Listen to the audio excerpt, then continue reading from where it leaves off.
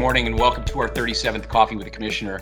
We love to do these things in person out at restaurants with constituents so that folks can ask questions and we can sit face to face. Unfortunately, in this era of COVID-19, that's no longer possible. But what we do have is technology, and we've shifted this week from Zoom over to the Teams platform, Microsoft Teams. The county is going that direction. So we're here today to talk about COVID-19, and I think everyone on the call knows and everyone in the world feels we're moving from one phase to the next phase. And what we're doing now is we're moving toward recovery and getting things back on track. I know that all the other counties in the area are having special meetings and contemplating very tough decisions. But before we go any further, I want to introduce all the people that are on the call today. We have our County Administrator, Janice Gillies, here this morning. We've got our Emergency Manager, Mr. Eric Gilmore, is here. Joining us by telephone this morning is Sam Parker, County Commissioner in Santa Rosa County. And then we have Nathan Boyles, County Commissioner from Okaloosa County. So I want to thank everyone for getting up early and joining me this morning. I want to start right off by talking about the beaches. You know, about 6 weeks back, Escambia County, we were really lobbied heavily by our medical professionals in the area, the CEOs, presidents of the hospitals, and our health department to close our beaches down, and we did that. It was a very, very tough decision. And now we've moved yesterday to reopen those. We've seen some good trend lines in the number of new infections and things of this nature. And so the medical professionals have written us another letter and said, hey, open up the beaches. But because we have some regional leaders on the call this morning, I want to first send props out to Nathan Boyles. Nathan, you know, I see you all the time. You're out there in your community, and you were really the catalyst for this. You sent an email out to commissioners in the region. I want to thank you for doing that, because I think what you had advocated for a couple weeks back was to work together on a strategy to open up the beaches regionally. And I think what we've seen now is that mission's been accomplished. We've done that. So thanks for that. And give me your thoughts on what your thought process was in doing that. Well, you know, thank you, Jeff. I appreciate that. And thanks for providing this opportunity. A great way to connect with constituents. I'm learning to use these technologies more and more, though it's not in my nature, but I'm getting there. And it is a great way to connect. And this, epidemic has forced us to take advantage of these opportunities. My view was I'd had several fellow commissioners that were concerned that if Okaloosa County opened beaches and our neighboring counties didn't, that we would see then an influx of folks coming from adjoining counties to make use of our beaches, which could put our citizens at risk, or so the theory went. And so my notion simply was, if we were consistent across the Gulf Coast, then that would alleviate that concern. And as you know, I'm sure working with the board, sometimes it's hard to get consistency in a clear direction with 5 commissioners, let alone 15 or 20 or 25. And so right. I sent that email and then very honestly struggled, to get consensus among my fellow commissioners here in Okaloosa County on the direction that I thought we should be going. And that's okay. This is an issue over one which, certainly reasonable minds will disagree. And so really it took until last week before we started to develop a consensus on some limited reopening of our beaches. But however we've gotten here, I'm glad that we're getting here, and great to see, everybody in the Panhandle coming along and moving in the same direction. Yeah, me too. I think you're right. You hit the nail on the head when you said if one of us would have opened, but not the others, that would have been that magnet that the health community was concerned about, and everyone would have went there. Sam, I know locally you were the first one locally outside of Nathan that said let's move this forward. So how has the reaction been over there in Santa Rosa County to you opening up Navarre Beach for the public? Hey Jeff, I just want to make sure you can hear me now. I can hear you. Okay, all right. I finally, I think, got this Teams app figured out. I can see myself, so I'm not sure if you can see me now or not. I can't see you, man, but I can hear you, though. Okay. Obviously, I agree with Nathan. I appreciate his leadership on reaching out. I think he really started the conversation before anybody else. But, it was one of those things where it was a good conversation starter. It was probably a couple weeks before we took any action. Our board, again, I'm not chairman this year. We've declared the state of emergency, which really gives our chairman and our county administrator the day-to-day operations over thing. But one unique thing about Santa Rosa compared to what I'm hearing from the neighboring counties is we're not meeting weekly. We still sort of stuck to our regular meeting schedule, which I think is a little detrimental in times like this, where we're not accessing as often. But anyway, we had our meeting last week right after Okaloosa County did, and I had been in touch with you, Jeff, as well as Nathan and some other fellows, and that was the message: stay consistent. And I really tried to carry that flag and champion that message in our meeting. But my board, the majority, decided that they wanted to use the phased approach, is how it was explained. And so we decided to only go from 2:30 to 7:30. And, they initially said, we're going to limit parking to the parking there on the east side of the beach. But they met with the sheriff yesterday, and I think realized the cumbersome aspects of that. So now they put out a new message that, okay, we're not going to restrict parking, but it's still going to be 2:30 to 7:30. And then there was a debacle with the pier, so now they've decided to open that. And I think there's going to be an awful lot of pressure now that Escambia County's opened up, from the hours y'all have from daylight to dark. And, I don't know really what to say to that. I mentioned that in the meeting. I said that I thought that would happen, and we don't have our next meeting scheduled until May 14th. But again, with the declaration, the emergency declaration, technically our chairman and our county administrator could take action prior to that, because they took action to close the beaches without actually having a meeting. So it'll be interesting to watch and see what unfolds, because I asked in that meeting why we would only go to this partial opening. I said, have medical experts said that? I read the letter that was signed by the 4 hospital CEOs recommending opening it. I asked, the reasoning, and the 2 reasons I was given was the county administrator had told me it was to keep tourists away and help deter tourists. Mm-hmm. And the vice chairman had told me that it was part of the phased in approach, because if we opened all the way, that wouldn't be phased in like the president recommended. So, I will say this. I agree wholeheartedly with Commissioner Bowles that a unified regional approach in hindsight would have been much better.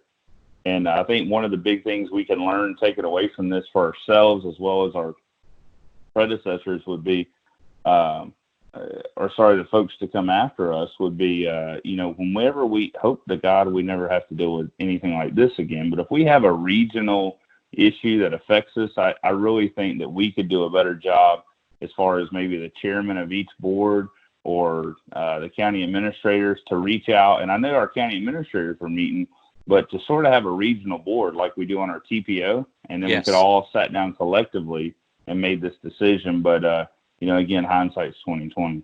No, Sam, that you're absolutely right about that. And I'll tell you a great example of that working together as a region is what we went through when we recently had to search for a new medical examiner. That's a huge problem in Okaloosa, Nathan. I know that's been a big problem with the sheriff over there, and I think it's still an issue. And so we had the administrators working together with the committee, and we were able to, as a group, the 4 counties, put that together and get that done. But as it pertains to the beach, Sam, I know as we voted yesterday, and I felt the momentum going toward an all-day open. I kind of felt for you because I knew your position with your board, based upon the call last week with Mark Faulkner from Baptist Hospital, when he said, it made sense to be open all day long and not cram people into the hours. So I know in your board meeting, you were on the losing end of that. But anyhow, we had the luxury. We had Okaloosa County and Nathan and his board go first, and then you, and then so we had the luxury of seeing kind of how things went with you two.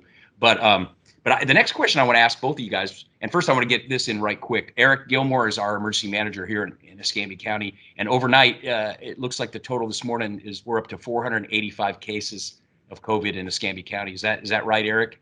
That's correct. As of this morning, it was 485 cases in Escambia County with 11 deaths. Yes, sir. 11 deaths. And a big majority of those are in one nursing home. I guess that's what the news is reporting.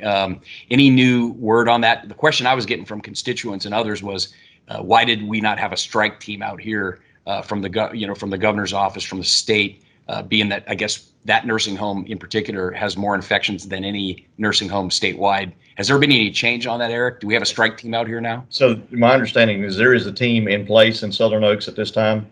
The state has formulated a incident management team that's being run out of Tallahassee. It's a Region 1, Region 2 incident management team just for long-term care facilities. Right. And they are putting assets in our county to assist with that nursing home at this time. Yes.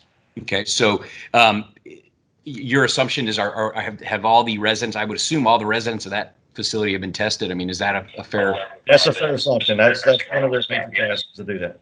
Okay, very good. And then Janice, do you want to give us a quick update on the meeting? And I have a question for you. The operator of the Pensacola Beach Pier was felt like we left it a little nebulous whether or not he could open based upon the language in our meeting yesterday. And I told him I would ask that question directly. My understanding is, and for my vote, that we voted to close the area under the pier, but not the pier itself. Is that correct? That's correct. And I did have an opportunity to meet with Paulo Guio afterwards. As you know, the Island Authority manages the leases of the businesses on the island. And so he is now talking to those different vendors, the ones that maybe do the beach chairs and umbrellas and things like that, to have conversations with them about operations. And it was my understanding he would also contact the pier. So we did not do anything to prohibit the pier. We may own the pier as a county asset, but we do obviously have a vendor that operates it for us. And so that is a conversation between Paulo and Mr. Penzone. Okay. And are you confident that we're ready to rock and roll to get this beach open as the board voted yesterday and all the assets that we need are deployed?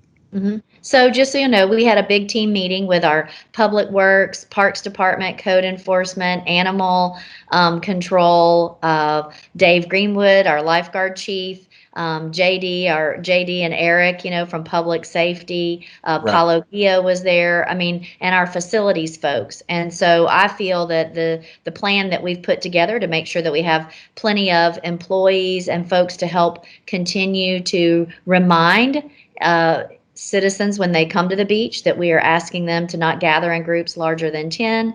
And, obviously if you're in the same household, up to 10, and then make sure that you are maintaining those social distances, because we would like the board to see good behavior so that when the board meets again on May 7th, the board will say, yep, let's keep going forward with this, I would say, very relaxed beach opening. I think that the action that the board took yesterday is going to be one that I'm hoping the citizens will reward with good behavior and not put you all in a position of having to, make a different decision next week. I think that the citizens have been, I hate to say the word pent up, but I think they have a lot of pent up demand for our beach.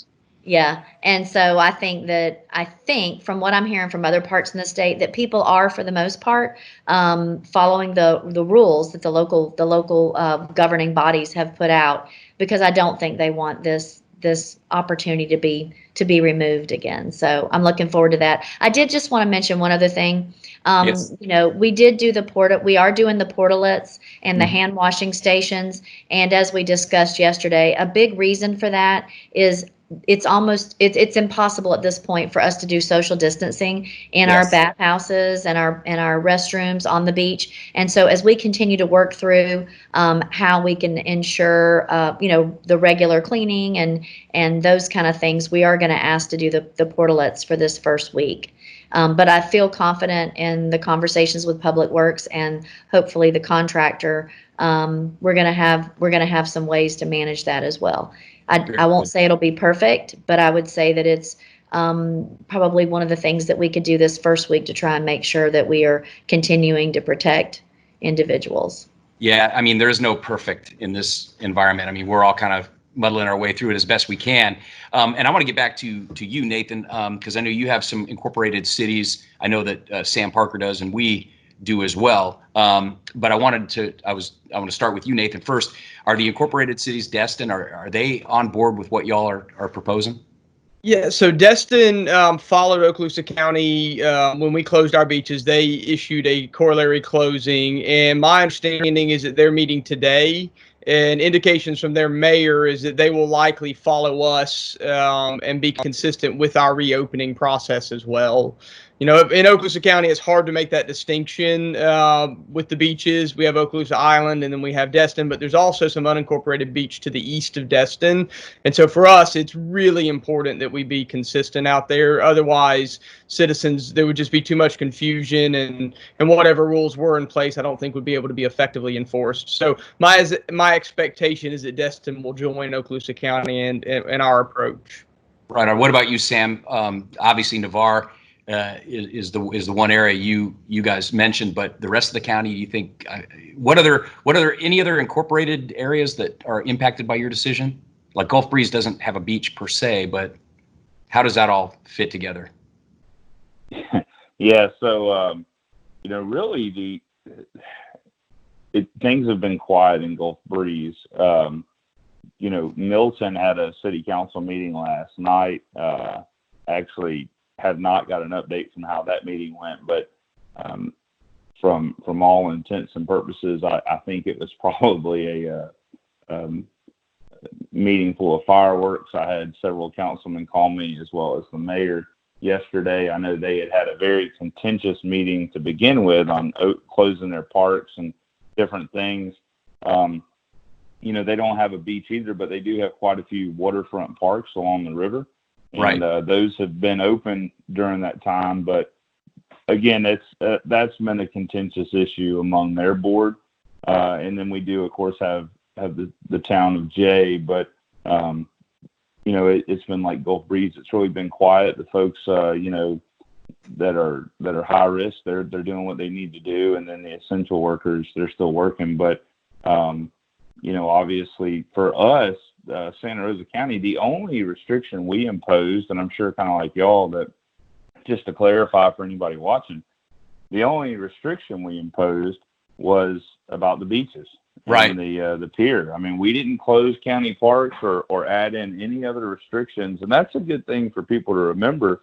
You know, is this was the governor's executive order that closed Yes. down the restaurants and the vacation rentals and all that, and so we don't have the authority, nor do any of us commissioners have the authority to overturn that. And so I think that's just important to remind people. And I think, Jeff, remind me if I'm wrong, but we expect an update announcement from the governor today. Yep, that's absolutely correct. And he announced that yesterday in his press conference with the president, and outlined a strategy for, I guess, a reopening and in a phased approach, which is good. But Sam, that point that you just made is critical, and I'm sure Nathan agrees, because a lot of my constituents, we had a lot of anger, simmering anger. It boiled over yesterday. We had a protest, and what's happening is this whole beach issue is being conflated with the closing of the restaurants, the businesses, and all the other associated things that were not done by us as commissioners. And so I had multiple phone calls from constituents. +1-850-776-2406. Someone's trying to call in. Is now exiting. Uh-oh, someone's exiting. I don't know who I that think- was. Well, Sam is also on the he's also on the teams as Commissioner Parker. Oh, I is think he? if he unmutes, we'll be able to hear him. Hey, Sam, just unmute. We might be able to get your picture. But as I was saying, Sam made a great point when he said that, anyone that's upset about restaurants or any of these other issues, I know speaking for Escambia County, and I want to say this loud and clear, we did not take any action. The only action we took was to close our public beaches, and we did that when we were at the urging of all the hospitals and our health department. And we made the right decision to do that. I believe that we did, but we also reopened based upon that same level of input from the hospitals. But we didn't close your restaurant. We didn't close your plumbing company. We didn't close the bowling alley. We didn't do anything else. That was the governor's executive order. So there's a lot of anger that's being fixed upon us. And I've tried to explain that to folks rationally, but they're still angry. We're the people they can get a hold of, right? We're right there. And I'm sure Nathan's shaking his head. But I mean, I'm trying to be patient with folks. I know people are upset. I'm upset. It's very frustrating. My son's been out of work 4 weeks. People are frustrated. But I just want them to understand that it's not your county commissioners that did it. We're following orders. The governor issued a state of emergency and multiple executive orders, and that's the reason the businesses are closed. But if he's listening, it's time to start reopening. These businesses are hurting. A lot of people are at home. We did what we were asked to do. We bent the curve. Governor DeSantis, open up this state. These small businesses are hurting and they're very upset. You know, if I see dental procedures happening, but I'm telling the barbershop he can't open, I want to know why, and I'm going to start asking questions. It's time. We bent the curve. The hospitals didn't get overrun. It's time for us to start opening our economy again. So anyway, that's my 2 cents worth. Nathan, do you want to weigh in on that? Well, no, I absolutely agree. And I think one of the things that would be most helpful to us as local officials is to, to be a greater part of that conversation. And kind of like Sam said, hindsight is 2020, but I've often struggled. I'm learning things, at the same time that the rest of the state is, as the governor is making a press conference. And so there have been times when it's been difficult to kind of understand what the sense of direction is going to be, so that I could, plan at a local level. +1-850-777-6314. I think that's Sam trying to call back in on us. There we go. So, just a little bit of a challenge to plan at a local level and attempt to be consistent with statewide direction when some of that it's felt like has been slow to come to us. And I understand these have been challenging times for everybody. And so I, certainly not casting any stone, but I do think there'll be lessons we'll be able to learn at a local level and at a statewide level.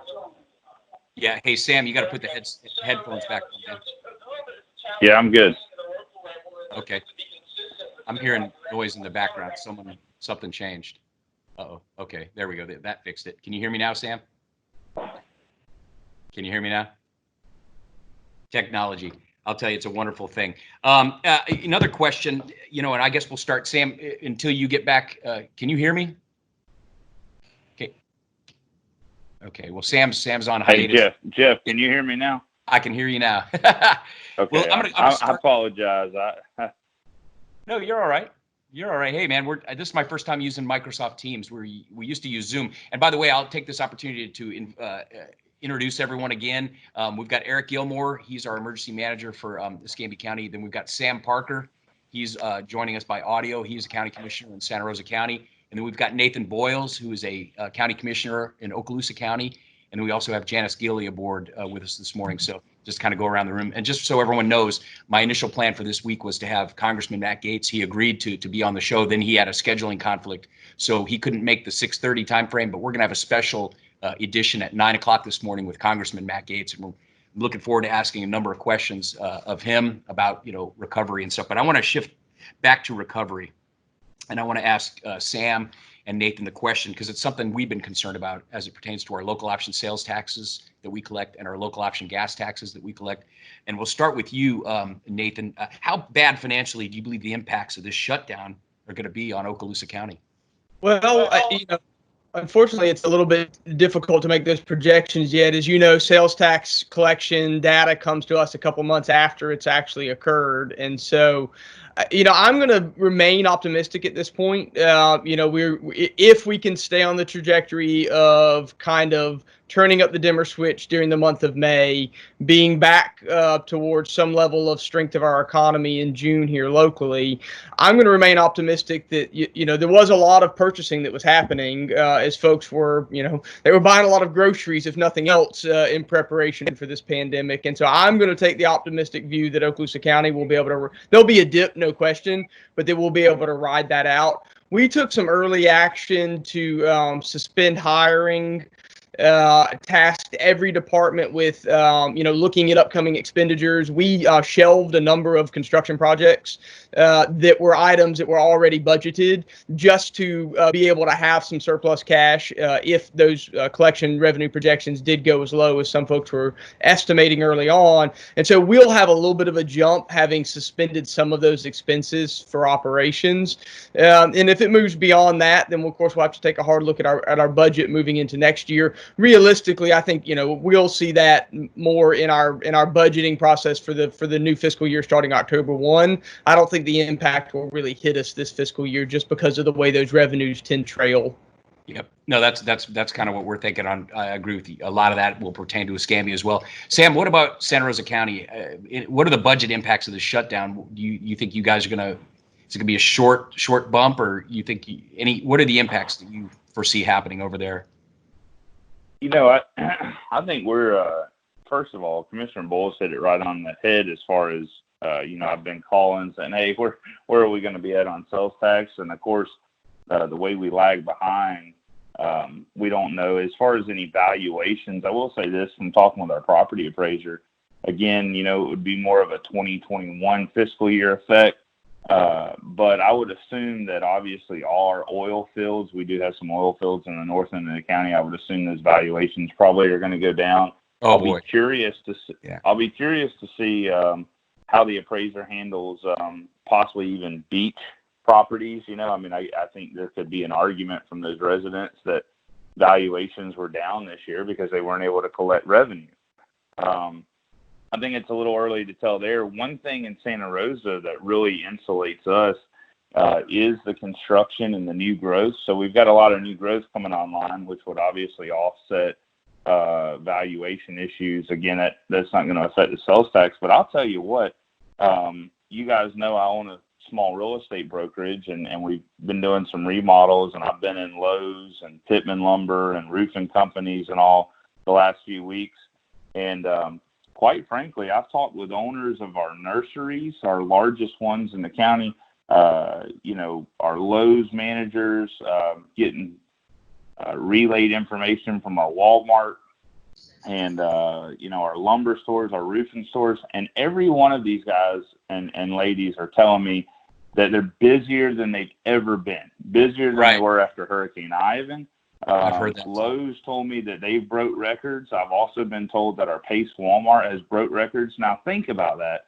They have sold, this ain't even people running out buying computers and TVs, and they have sold more since this has happened. They've had daily highs than they ever did on a Black Friday or a Christmas or anything. And so my county administrator and I were talking about this, and I would not be surprised after hearing all this. And genuinely, we think that our sales tax collection could actually be totally fine. It's not as crazy as this sounds. Wow. Even higher for the current quarter because of all the influx of spending of our residents. Now, the big question will be leading into the summer months is how quickly does tourism rebound? Even when we open things up and we all start advertising, how quickly are people going to be ready to jump in the car, jump on a plane, and come down here, and those spending habits. And I think it's too early to predict that, but I'm sure y'all are seeing the same thing in Escambia and Okaloosa and Walton, but I will tell you, it's, it would have been a good time to be in the hardware store business or the grocery store business because there's a lot of folks hurting right now. Yep. Probably, quite frankly, more so in Okaloosa and Escambia County than Santa Rosa because y'all have such big tourist hubs with Pensacola Beach and Destin. Right. And Santa Rosa, Navarre Beach is not the tourism driver that it is in your neighboring counties as far as the volume. And we really, we've got Whiting Field over here, which has been unfazed, and then the construction industry. And as far as that part, these people are working more than ever. So I think Santa Rosa County was uniquely positioned to probably be very insulated from an economic downturn. At least that's what it looks like so far. So Sam, what does this recovery look like to you? When should the restaurants open, and what would you say to a guy who owns a small restaurant in Santa Rosa County who's frustrated because we open the beaches but we're not opening his restaurant? What would you say?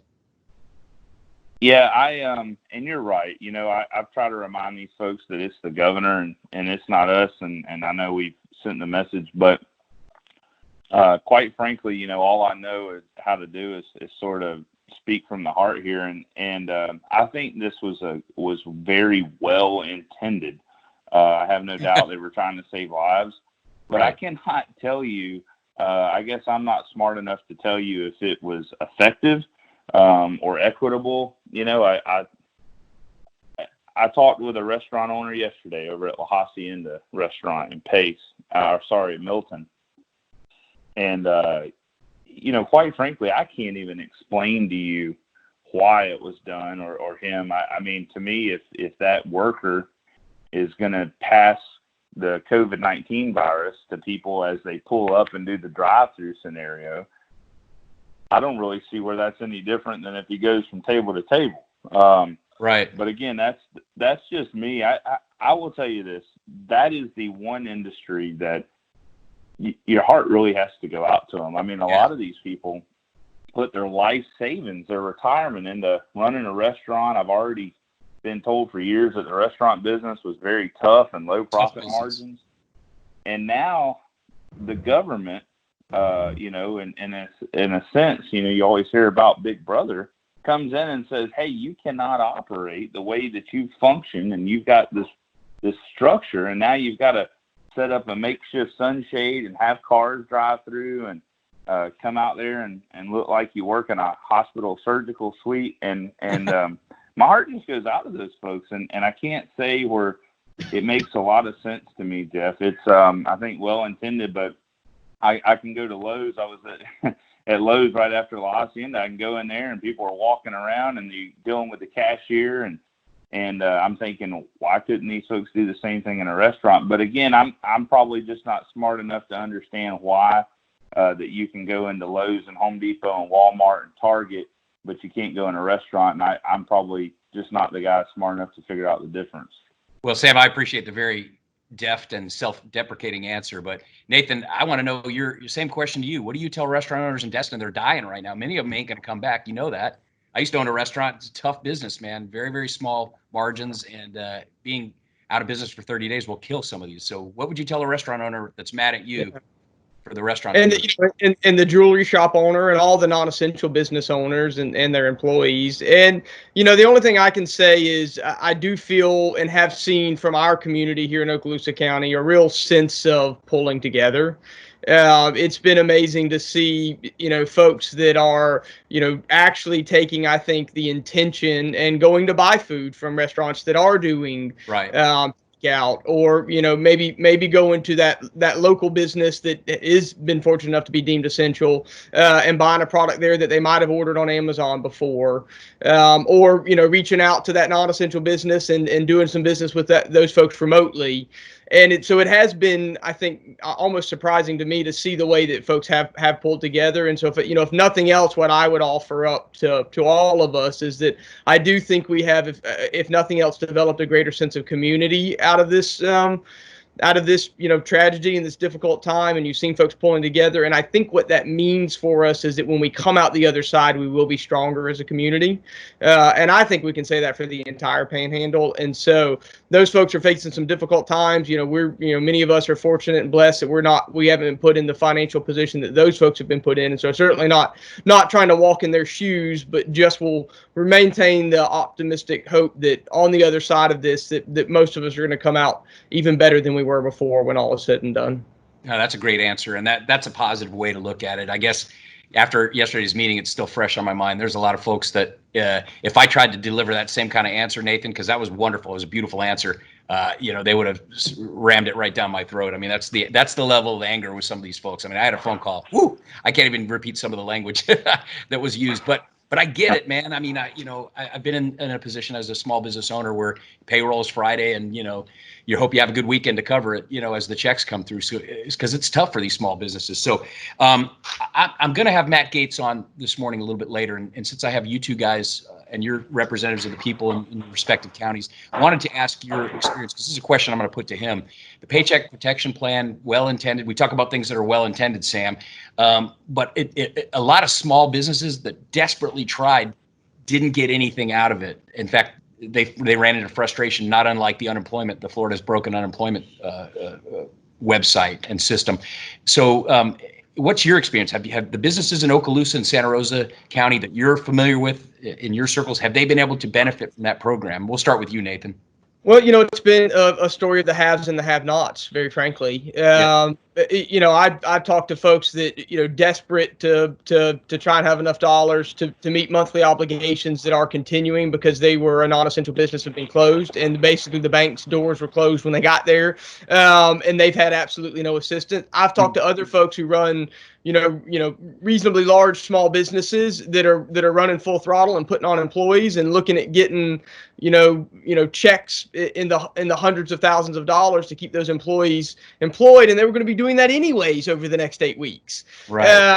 And so you see this kind of dichotomy, this vast differential between how that bill has impacted some folks. And so for many, it's been a critical lifeline, and I think that's great. And I certainly, I'm not going to throw any rocks at the federal government on that process either. I mean, an exceptionally difficult thing to do to try and craft a bill in that short a period of time that could get bipartisan support and get pushed through Congress and actually get money out to folks who needed it. And so it's, I don't know that I could have done better, but I certainly am able to now, sit here in Monday morning quarterback and go, wow, gee, y'all missed some spots.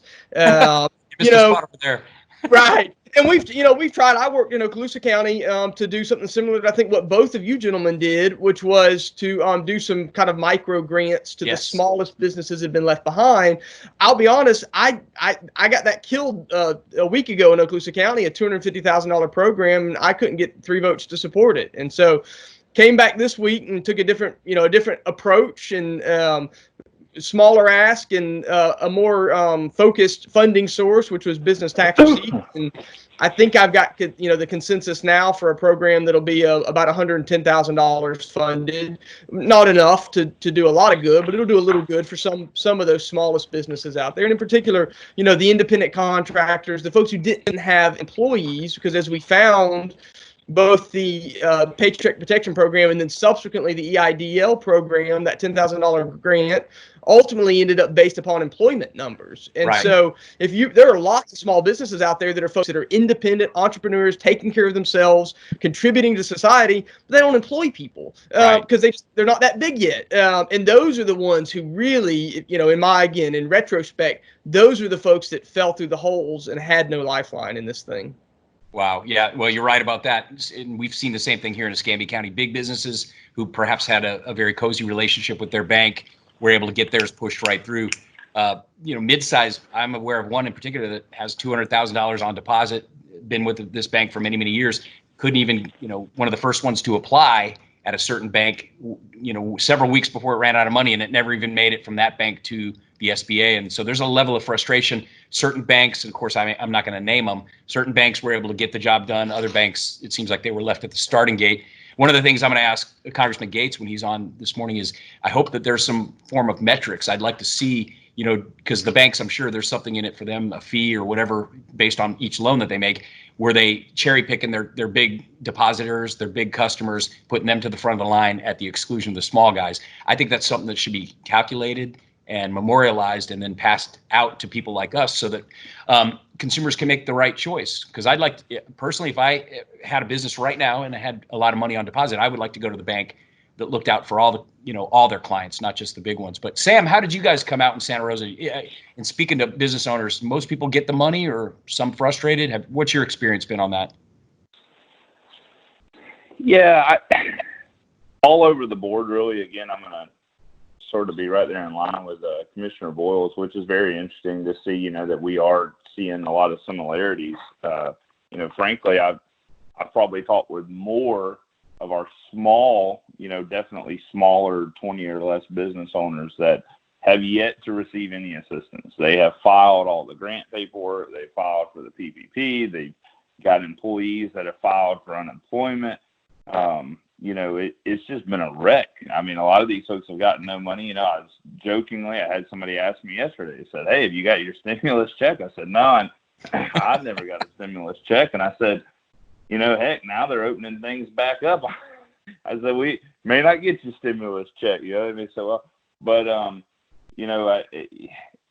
that is, and again, like Commissioner Boyles said, I mean, not to throw stones, I think that so many of these things were well intended, but I guarantee you this will be a learning phase that we look back and say, hey, what's amazing, and I guess this is my personal takeaway, is, it felt like this happened so quick. Granted, it was on the news. They were telling us for a long time, hey, everything will be fine. But it felt like when they went to this shutdown, these governors and executive orders, it happened so quick and abruptly, hey, we're giving you a day's notice, but yet coming out of it, it's like it's being prolonged as, we start talking about phases and all, and there was no phase in. And so I think Commissioner Bowles' point about winners and losers, that's pretty much what I see is for the vast majority of people I talk to have not received any assistance, whether it be unemployment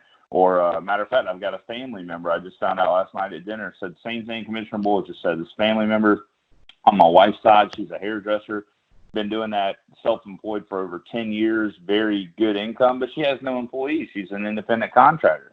Well, she doesn't qualify for anything. She has no assistance, and now she's stuck at home with her baby. Childcare has been limited, and no income coming in. And those are the kind of people that are really hurting. But yet again, like I said, on the other side, people in the construction industry or essential retail business, those people are making more money than they've ever seen from what I shared. A lot of them had said, but I will say one thing though that I've heard my pastor preach many times over years, far before we ever saw this, was about looking for opportunities and not being lazy and slothful and not to be derogatory or degrading of anyone, but quite frankly, we've had businesses lay people off or people that couldn't work, but yet I promise you, you could get in the car with me today and we could drive down here to Pace, to Pittman Lumber, or to Lowe's, or A.T. Roberts Roofing, and those folks need help. And right. So, I saw somebody on the news. I don't remember if it was CNN or Fox. I like to bounce back and forth to kind of hear both. And there was a gentleman on a few nights ago. I told my wife I couldn't help but scratch my head where he said, hey, I haven't got unemployment. I haven't got any assistance. If they don't hurry up and send me some money, I'm just going to go have to shovel dirt for a living. And, and it was like he was saying it in a way to think, oh God, the government's failed me. Well, there's a lot of cases right now where you could go get work. You got to go get it. And, I'll get off my soapbox on that, but I think the Bible's been clear on that in Proverbs 10:4, where it says the diligent hand will prosper and the slack hand will go hungry. And so if you need work right now, there are plenty of people hiring, there really right is. here in Santa Rosa County. Yeah, absolutely. Nathan, you got anything, any comments on that? Well, I'll circle back real quick to the bank issue, because this is I'm a small business owner, my wife and I, and we learned along the way that, relationships matter. And so one of the things that I've been preaching to fellow small business owners, especially those who may have been left out in the Paycheck Protection Program, that first round, a lot of those folks I found had, they were banking at, the bank that had, the best, savings rate or the coolest, widget add-ons, whatever. Usually those were the big national institutions. But then when the rubber hit the road and issues matter, you need to get a hold of your banker. Those folks were tended to be a little bit busy with their higher net worth clients at the time. And so, I'll give a plug to our small local community banks, and I'm sure each of you have those within your communities. We saw through personal experience that those relationships mattered. Knowing your banker, dealing with someone who appreciates you. Small, frankly, many of those are, they're banks, but a lot of them are still small businesses. These 1-2 branch operations that we have that are in our communities. I would encourage small business owners to, use this as an opportunity maybe to reevaluate that relationship going forward. Yes. Yes. And for what it's worth, I think we saw that it mattered. And so that was really that'll be my small business plug for the day. So. No, Nathan, that's a great point, because I told this acquaintance of mine that couldn't even get to first base with her bank. It's time to look at the banks that got it done. That way you never have, because if they're gonna drop the ball on this once in a lifetime opportunity to get 2.5 months worth of payroll at a 1% and then more than likely forgiven, if they're gonna drop the ball on that, how can you count on them for anything? So I think that's part of my idea about getting metrics from which banks took how many applications the first go around, and then you're going to find out the ones that performed, and I ain't going to have to be the one that names them. We're running low on time, but again, at 9 o'clock, I'm going to have Matt Gates on here, and I wanted to get you guys' thoughts on this, and I appreciate Eric and Janice being here. I know we kind of dominated the time, but it's really nifty to be able to talk to my peers in other counties that deal with the same challenges we do, because sometimes they have better ideas and we can leverage those ideas for the good of our citizens. But one of the things that concerns me is as a fiscal conservative since I was 18, Ronald Reagan was president when I turned 18, and from day one, I registered Republican, been a fiscal conservative. But what concerns me now, and I'm going to ask Congressman Gates about this, is the level of spending that we're just blowing through money. We're taking on new debt, and with the stimulus programs that are going on now, with the new trillions and trillions of dollars. I mean, as county leaders, we have to balance our budget. The state has to balance our budget, but the federal government just keeps spending and spending. And now they're at a level where our national debt exceeds our GDP, and that hasn't happened since World War II. So, Nathan, I know you're a guy, very intelligent, articulate guy. What's your thoughts on that? I mean, does that concern you too? Because eventually that all trickles down to us and the value of our money. Oh yeah. See, scares the hell out of me. I'm 36 years old. I got an 8-year-old and a 3-year-old, and so I'm not sure which one of us will be paying it back, or maybe both. And so yes, it scares me. I don't like it. It's not an issue I have control over, and so it's one of those things we just we live with. I know that Congressman Gates, this is an issue that he is passionate about. I think he raised these issues of basically, spending our kids' money or spending them into debt to pay back the money that we're throwing around right now in Congress. And so I know he's certainly done his best on this issue. But those voices tend to be small voices during times like this. It was hard enough during good budget times to get the federal government to operate in a balanced fashion. And I don't know how you fix that. It's not just, stimulus isn't the problem. There's a whole host of problems. We spend in a whole lot of places in an inefficient manner. And, I don't know. I wish I had a way to fix it other than I'll just add my voice of frustration out there with, I guess, most of the rest of America. Good answer. Sam, what's your thoughts on that, man? Are we going to keep printing money? I know small businesses were on their backs. They needed money. People, unemployment. We needed to backstop some industries, but how do we keep coming up with this debt? What's your thoughts on that? Yeah, just going to echo what you guys have said. Unfortunately, I feel like this train has been on a downhill track for years, and the brakes have obviously totally blowed off. And so at this point, the hill is just getting steeper as far as sinking us into a debt that, quite frankly, I would be amazed at the notion that we could ever even come out of this national deficit at this point. I don't know how you begin to pay it off when every year, all you hear about is further and further deficits spending. I've got 2 small boys as well. Like Nathan said, I've got a 9-year-old and a little boy that just reminded me he's about to turn 7. And, quite frankly, I'll be honest with you, I've had conversations with them at the dinner table before coronavirus ever hit. And I said, hey, you guys have got to get good jobs one day, because there's going to be a lot of Americans depending on y'all to pay taxes, because, quite frankly, we have a lot of people that long before COVID came along that sit back and collect subsidy checks. And there's a lot of people that need it, but there's an awful lot of people that I don't think that our parents and grandparents ever intended to sit home and be crutched up by the government. But it concerns me. I would definitely be interested to hear what Congressman Gates says. I'm glad he's up there and not me, because, honestly, in Washington, at least from what you see on the news, I don't know how much faith I have in it, and it ain't a whole ton about what they're going to do to get us out of it. But, again, I'm not the smartest guy on this phone call.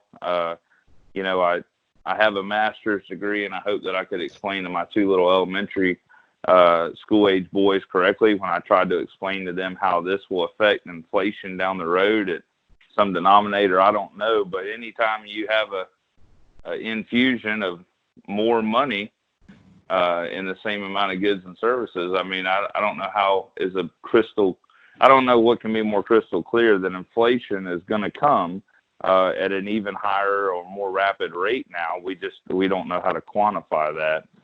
But that's going to be my big thing, is how does this affect us long term? But again, to be honest with you, I've got a very low level of confidence that we're doing anything that's actually going to turn around and ever have this country to where we're not just debt loaded. You know, I mean, I don't know how you turn this ship around at this point with so many folks, and especially, I mean, God bless Congressman Gates. You know, they can't do anything in Washington that is not partisan. And Right. you know, I don't care if you're Democrat or Republican. I mean, you guys know, you know, where I stand. I've been Republican since the day I turned 18 and I registered. But quite frankly, you know, it's frustrating. Anything that happens up there, it's just, you know, well, this is the Democrats versus the Republicans. And I'm one of those Americans that say, hey, man, I'm tired of that mess. Just work together. But, you know, again, you have a lot of the Democrats that are pushing for more social spending and no programs to pay for it. And so it's frustrating. Well, I appreciate that. That's a very honest, forthright answer from both of you guys. Final question before we run out of time. And again, I want to thank everyone for spending some time with us this morning. I'm getting a lot of comments on Facebook, so I know this constituents really appreciate the perspective from other area leaders as well. But I want to get to something that's going to impact each of our counties. And I know that I've spoken with Janice about this. You know, the state legislature, they had their session, they did their budget. Massive budget, exceeded $90 billion. When I first came into public office in 2006, I remember I couldn't believe the size of the budget, $67 billion in 2006, and look how it's ballooned up. And we balance our budget. Obviously, we don't print money in the state, but you know, they left it there kind of hanging in the breeze. And now the suspicion that a lot of us have, and I know, Janice, I'd like you to weigh in on this, is they've got to come back. They're going to have to cut it. The projections, when Disneyland's closed, we ain't going to be bringing in the money, right? The flights are stopped. So Nathan and Sam, this, you know, how is this going to impact our counties? What are they going to shove off to us as mandates they're not going to fund? And Janice, I know you've discussed that. Give me your thoughts on that, and I'd like to hear from Sam and Nathan. Yeah, so I had our staff pull a list of programs that have in the past been kind of what you might consider unfunded mandates, or maybe more stringent mandates in terms of what they require us to pay for, like the courts with Article 5, indigent care, Baker Act, juvenile justice. So we have a pretty long list of those types of things. And for our budget, it totals about $26 million currently. In the Escambia County budget. And you can see year over year the increases that we've had in those particular areas.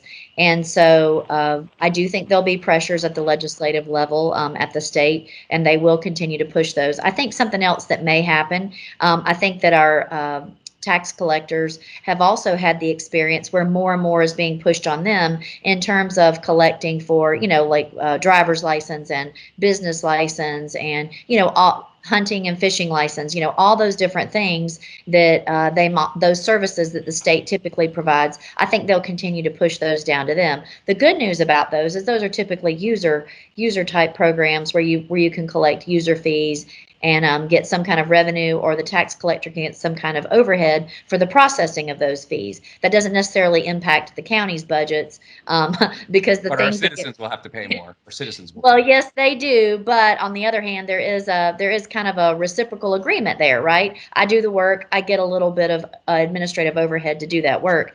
Whereas in the county's position, we're asked to take on more and more responsibilities that you would find to be typically a state responsibility, and we kind of don't have that reciprocity. We just get to take on. It's a one-way street for us. Yeah, that expense. And I, you know, having been in a governor's office and having worked for numerous speakers during the recession, boom times and bust times, I understand how difficult it is to put together a multi-billion-dollar budget and having to, you know, just reconcile that budget. So I understand where the legislature and the state's coming from. I would just hope that we would all find a way to work together in the resolution of those budgets, because as you so eloquently put it, it does ultimately impact our individual citizens, whether it's us doing it or the state doing it. And so that's where we need to all work together and make sure that we're not putting unnecessary burden on them. And of course, as you said earlier, we're going to all have to find a way to tighten our belts. You know, tighten our belts in the sense that we want to make sure that we're providing the services that are needed, but they're the services that are required to keep us healthy, safe, and you know, provide our infrastructure in such a way that our citizens can continue their commerce. So I think those are the kind of things that we'll have to just start focusing on. And just one other thing, I did ask yesterday for our staff to pull historically what our property valuations look like, and they went back to the 90s so that I could look at, leading up to the '06, the boom there, and then kind of how the years followed from '07 to '12, 2015, so that we could look and see what that lag was in terms of property valuations, so that we would know the expectation. I think Commissioner Parker mentioned it earlier. It's anywhere from a 6 to 12, 18-month lag. Right. And so I've already got our folks. I got that document last night and had a chance to look at it, and it's pretty clear. It's about an 18-month lag, but that doesn't mean you don't start preparing. You don't wait for the 18 months to hit. You start preparing. We've got to start right now. Well, Janice, I appreciate that, and we're running out of time, but I want to give Sam and Nathan both a crack at that. So, Nathan, what are you guys going to do in Okaloosa County in anticipation of this lag boomerang that's going to come, that's going to cut your budget? Because it's going to come. They're going to push something down and to you guys. Yeah. So, plan. Well, I was elected in 2012, and so my first term was really defined by unfunded mandates as far as the relationship with the state. That transition to my second term, and really it's been about preemption issues, right? So it's been more about policy issues where we've been preempted. There's not been that issue has not been as hot on unfunded mandates, and frankly, I think that's been because of budget, and I think that's exactly what you're saying. During the lean times, Tallahassee goes looking, they go hunting for ways Yep. to balance their budget, and we're usually the quarry that they're in search of as local government. And so I think you're just being you're having some foresight and identifying that we're likely going to cycle back to a period of time where the primary issue is not unfunded mandates and not preemption. And so I would say at a statewide level, we'll need to, have a unified front, support our FAC. The cities need to support their league, and they're going to need to run their ground game in Tallahassee to try and limit those issues whenever possible and educate our legislators. And then locally, we'll be doing what we've talked about, which is going ahead and giving our departments marching orders to develop a plan that requires a budget cut, to freeze some hires, to slow some construction projects, and just try and slow the burn rate so that we've got a little bit left at the end of this fiscal year and can make some more informed decisions. No, that's smart. That's a smart plan. Sam, what are you guys going to do in Santa Rosa I sound cynical, but when the legislature comes back and foists some of these additional expenses on us to patch their budget hole? How are you guys going to handle it in Santa Rosa? Well, I'll tell you what I think real quick is on two thoughts. Is one, I called the county administrator weeks ago.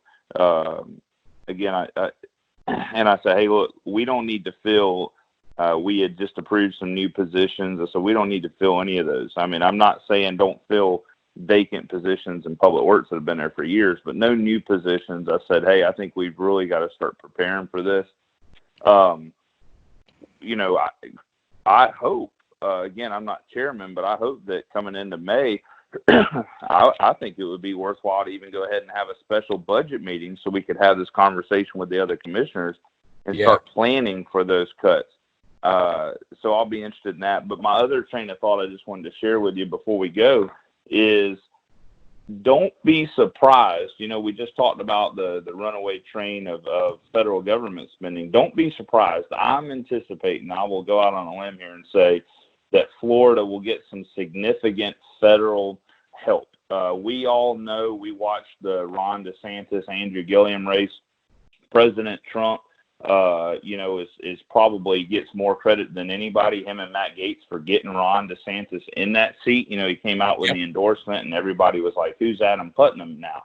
And, right. So I think with that relationship of knowing, quite frankly, without Congressman Gaetz and President Trump, Ron DeSantis wouldn't be there. I think that was President Trump's handpicked person. And with that, I don't think that he's going to hang him out in the wind if he has any hopes that Governor DeSantis gets a re-election.